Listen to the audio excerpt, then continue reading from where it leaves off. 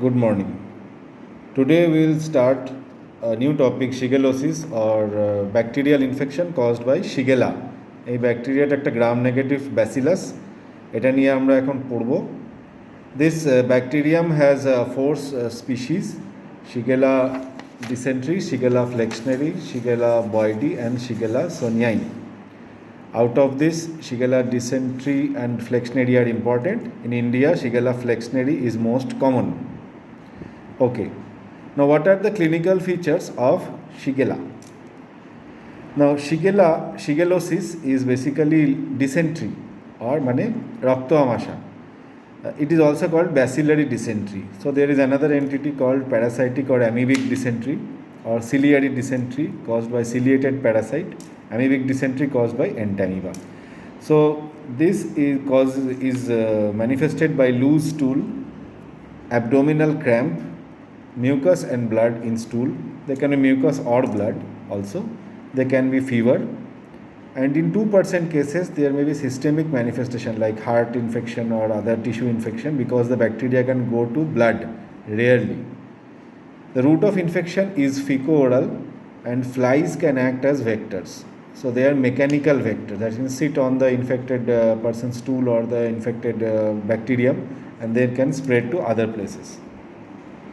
What are the foods that can be suspected to cause shigellosis?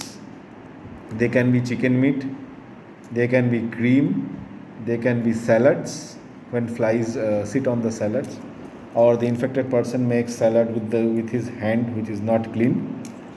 Then mayonnaise is also important. Now এই এজেন্টটা কি, ব্যাকটেরিয়াটা কীরকম হয় দেখতে? The shape is boxcar like, somewhat long and then short like this. The shape is a boxcar like shape, and it is non-motile. The infectious dose is very less. That means even one bacterium can transmit the infection. So it is 1 to 10 bacillus. Now we know the clinical features. Incubation period is about 2 to 4 days after you eat or you ingest the bacteria. Then after 2 to 4 days it will start manifesting. It can be as early as 1 to 2 days also. Infectious dose is less. And what are the complications? Complications are HUS, hemolytic uremic syndrome, which is because it is a syndrome, it affects multiple tissues and can cause lung infection, bleeding, kidney dysfunction. TTP, thrombotic thrombocytopenic purpura, and occurs 3 to 4 weeks after gut infection. TTP occurs due to thrombosis, activation and clustering of platelets at one place, and due to at another place there is deficiency of platelets, so there is bleeding at the second place. Now these complications, HUS and TTP, hemolytic uremic syndrome and TTP, will occur 3 to 4 weeks after the initial gut infection. They will not occur immediately. What is the pathogenesis? Shigella species has Shiga toxin or STX. It has two subunits, this toxin, STX1 and STX2, out of which the STX1 is important, and STX1 has an active subunit and a binding or beta subunit. The A subunit or active subunit is the active component. The B subunit binds the toxin or the bacterium to the small gut, and then the A subunit stops the protein synthesis in small gut cells by increasing the cyclic GMP or CGM.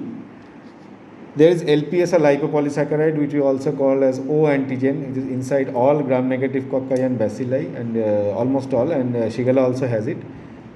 This LPS damages the endothelium and epithelium and causes thrombosis and hemolysis. So because there is thrombosis and hemolysis, due to there is accumulation of broken RBCs and hemoglobin, which deposits in the renal parenchyma and causes renal damage. When there is renal damage, there is a elevation of blood uremia.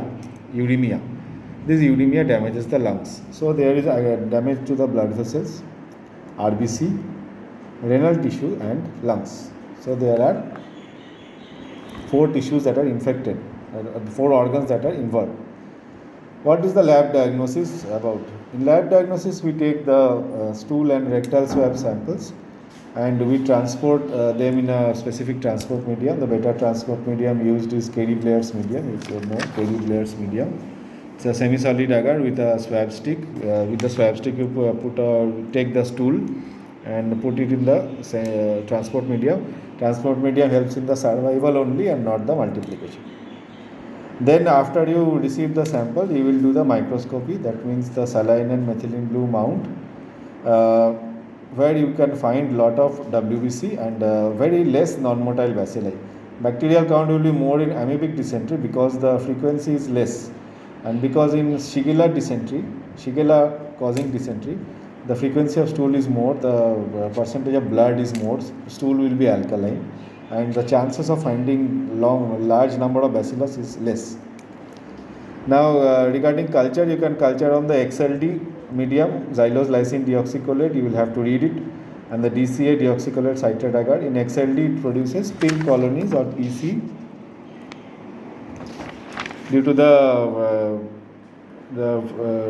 to non-breakdown of xylose and lactose and deamination of lysine, there is a pink colony.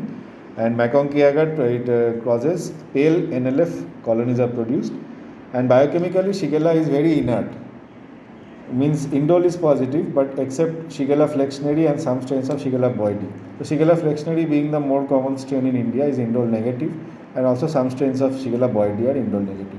Shigella boydii is more common in the United Kingdom, and Shigella sonii is very peculiar. Shigella sonii is late lactose fermented, so it is LLF. All the other Shigella are lactose fermented. And ornithine decarboxylase also is positive in case of Shigella sonii, but all the others are negative. MRVP non-reactive, citrate is non-reactive. In TSI it produces K by A, that means the upper part is alkaline, the lower part is acidic, but no gas. Importantly, no gas. TSI te kono gas hoy na Shigella. Jodi gas hoy tale seta Shigella hobe na. H2S is absent. Animal inoculation, we do a Serenys test. We take a guinea pig or rabbit, and 2 eyes are used. In one eye we instill a suspected solution of the bacteria in saline, and in other eye we just put saline. And after 3 to 4 hours there will be hyperemia and congestion in the eye, where I put the bacterial suspension. If it is there, then it is confirmed to be either enteroinvasive E. coli or Shigella, most commonly Shigella. Now, how do we treat the infection? We treat the infection by various antibacterial agents like ampicillin, ciprofloxacin, cotrimoxazole, and fluid management is also has to be there. In other diarrheas like enterotoxinic E. coli and Vibrio, we have to, the mainstay is fluid therapy, but here antibiotic therapy is also there. Resistance to ampicillin and cotrimoxazole is upcoming, and it is believed to be due to plasmid mediated. So this is in short about shigellosis. So Shigella, you have more important is the food matter that you have to protect and safely handle, like cream, mayonnaise, chicken, and other things. Eggs can also transmit. Eggs have to be cleaned first before boiling or frying, and chicken has to be cleaned meticulously, and it has to be cooked also. Thank you.